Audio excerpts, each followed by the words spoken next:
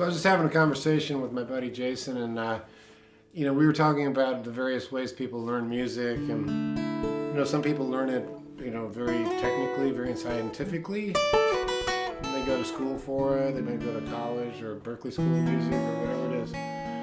I kind of went to the school of hard knocks and dirty socks. I basically had this insane love and passion for music, but I am just not an academic, kind of person where I would go around, about learning music in a sort of in a school kind of way.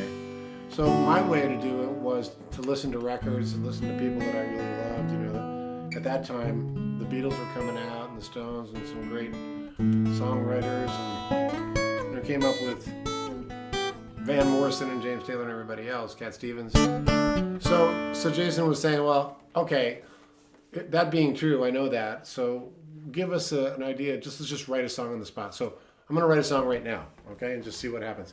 How would I do that? Well, when I pick up the guitar, I don't really practice per se anymore. I just kind of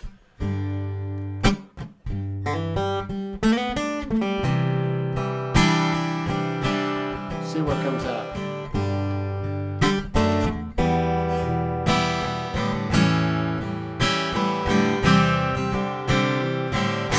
Okay, so right there, I'm in the key of G, right? I'm messing around with the G. I started out Dillon in the key of D, but now I've jumped around already. I've jumped to G.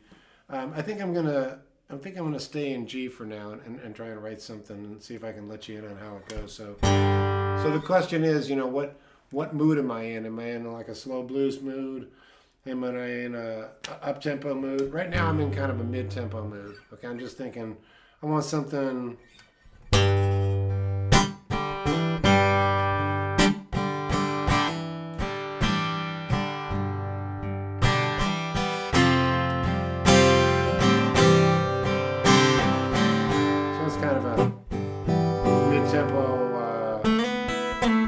Chris Stapleton kind of.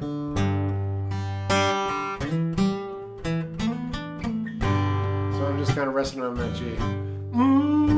Well, I don't know where you go, baby. I only know that I love you. I called you up, but you're not home.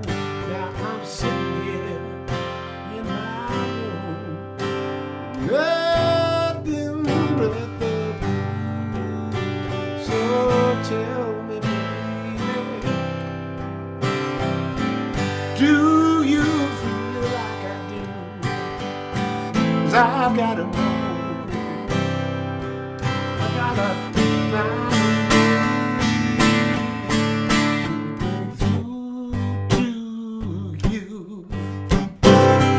I got to break through to you. I'm gonna do it anyway that I can.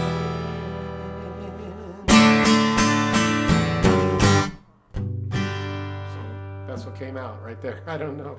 I just kind of, I'm listening to the music and I'm like, this kind of feels like, for myself, it feels like sort of sitting in a room kind of testifying and having a little bit of like what's going on with this relationship, that I'm falling into, but I don't know where this other where the woman in the song stands. I'll call her on the phone. That's the oldest line in the book, right? But anyway, what I generally do, I don't write music in any certain way, because sometimes I'd be sitting in a bar or a restaurant or something, and I'll be scribbling down something on a napkin. That's happened a million times to me. Other times I'll wake up out of a dream and I'll have a vision or a line that I got to run and get to my pad and paper and write it down. And then other times I'll be sitting playing my guitar, and the guitar will inform the mood and the vibe of the song. And the way I work these days is I just have my iPhone around and I just hit a click and just start recording. And One thing I will say about my songwriting process, and again, it's different all the time. What I'll do sometimes is just not even worry about, don't get into judging it or if it's good or bad or anything, or even technically what it is, or even the key. Don't even worry about that. If I'm playing something I like, then I just quick hit the record button and I let it go, and then sometimes I just file it, you know. And at the end of maybe a couple weeks or a month, and Jason will tell you this, I'll go back and I go, that's pretty good, or that's not very good, and I might delete it or let it go. And so there's nearly not, I guess what I'm saying is there's not one way that it comes to me, but I do often have visitations where I'll just be sitting around playing my guitar at home. Or what happened to me, Jason doesn't even know this, last week we were doing a guitar lesson, we were filming, and I started playing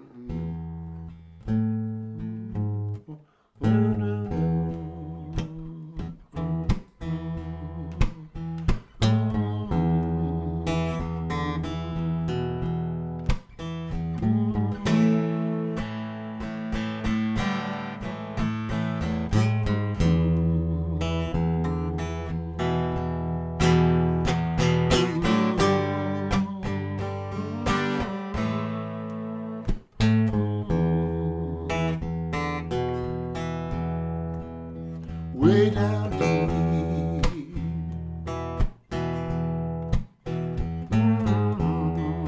so it's a song that was born right here where I'm sitting, and we were in between getting the cameras ready, and I hit my phone and I started recording it, and I thought, I better get this down on somewhere, and I did, and then I took it to the studio yesterday. I was recording with a buddy of mine, Dan, and I had sent it to him. And he was like, hey man, I like that way down deep. That's like got a little way down deep. It's got a vibe. So he said, what if you went to a...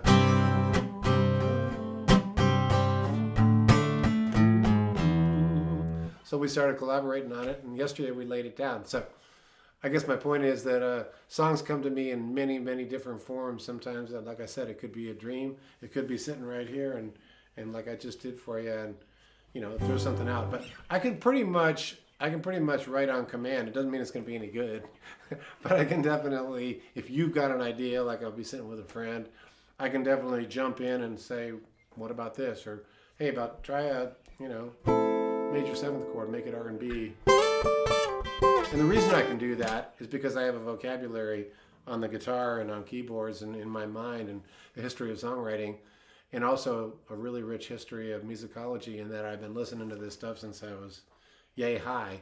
So all the music that we love has been hitting my bones, since I was very young and beyond, even before that. So, it's kind of esoteric to talk about music that way, but that's the way it hits me. And so that's the way I approach it.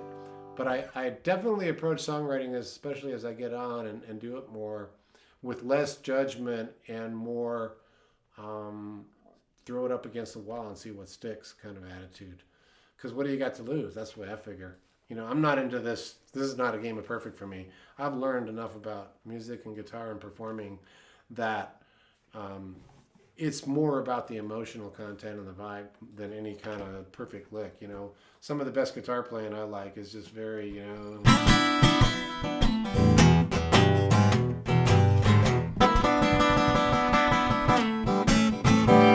really super, loose and colorful and relaxed. So not that I don't appreciate technical prowess and all that stuff, but I'm more moved by stuff that's kind of imperfect.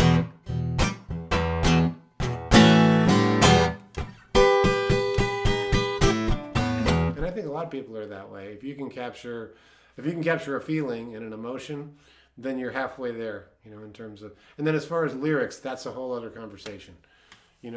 I'm kind of as Jason will tell you, I'm kind of a stickler about crafting my lyrics. I take my time.